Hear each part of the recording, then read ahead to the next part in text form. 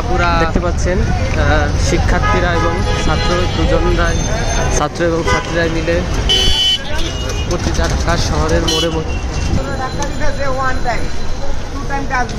এদিকে দেখতে পাচ্ছেন পরিষ্কার পরিচ্ছন্ন করছেন ছাত্রছাত্রীরা সকলে মিলেই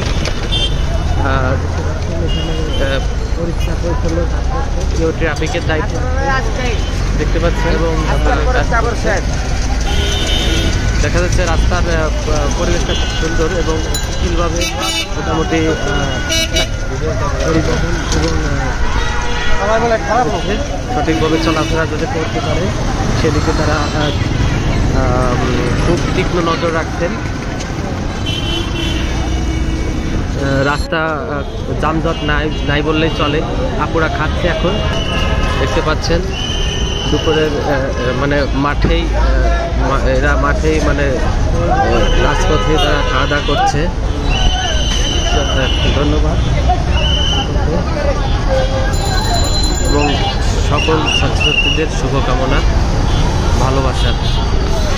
আমি নিজেও স্টুডেন্ট এবং সাথে সাংবাদিকতা পেশায় আছি। মাগুরা রিপোর্টার আলামিন।